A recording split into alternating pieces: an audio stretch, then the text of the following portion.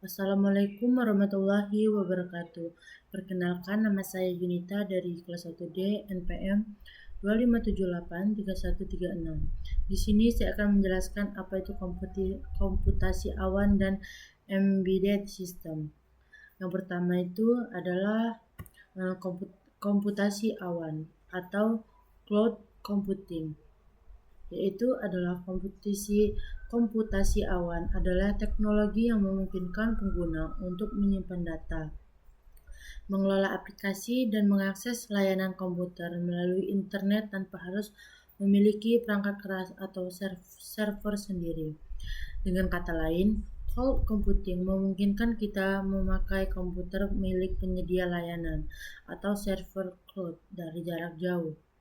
Fungsi utamanya yaitu yang pertama, penyimpanan data online atau cloud storage. Yang kedua itu menjalankan aplikasi tanpa instalasi di perangkat. Lalu yang ketiga itu backup data otomatis dan aman. Lalu yang keempat itu menghemat biaya server dan infrastruktur.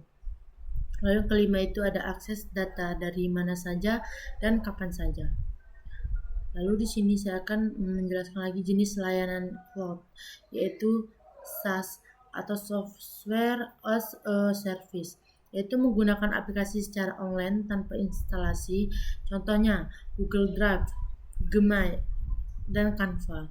Lalu PaaS atau Platform as a Service, yaitu menyediakan platform untuk membangun aplikasi. Contohnya Google App dan Engine dan Heroku. Lalu yang ketiga itu adalah infrastruktur as a service, yaitu menyediakan server online atau virtual.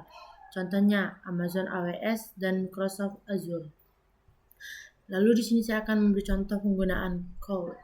Cloud itu yang pertama itu ada menyimpan file di Google Drive, lalu menonton film di Netflix atau datanya disimpan di cloud. Lalu ketiga itu backup chat WhatsApp ke cloud. Lalu yang keempat itu ada menjalankan aplikasi di web sendiri, Canva atau Google Drive.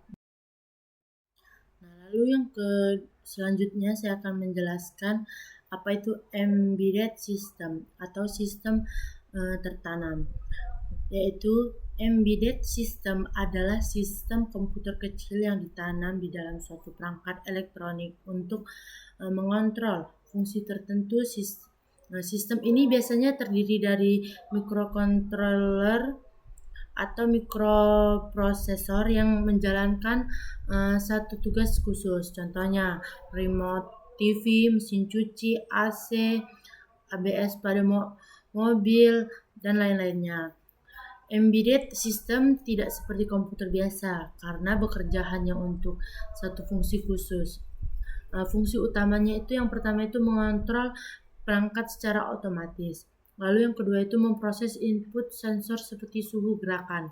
Lalu yang ketiga itu menjalankan fungsi tertentu secara cepat dan efisien. Lalu yang keempat, memperhemat energi dan biaya. Selanjutnya yaitu ciri-ciri embedded system. Yang pertama, dirancang untuk tugas khusus.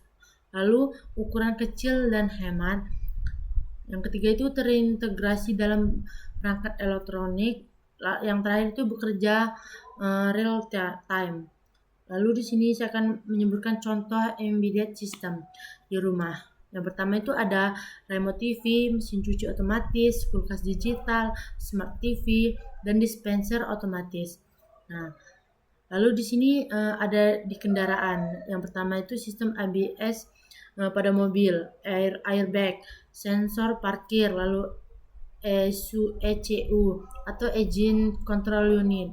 Lalu di industri, yang pertama itu ada robot produksi, mesin otomatis, pabrik, dan yang ketiga itu ada sistem monitoring suhu. Contoh perangkat mikrocontroller yaitu untuk membuat embedded system. Yang pertama itu Arduino, Raspberry Pi, dan SP32 atau SP8266.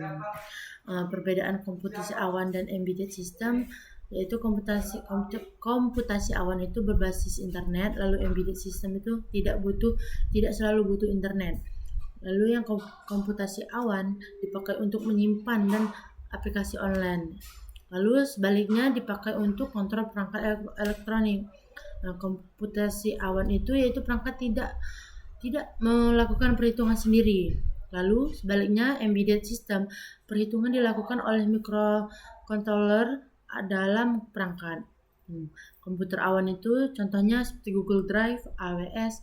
Lalu sebaliknya embedded system itu contoh mesin cuci, remote, sensor parkir.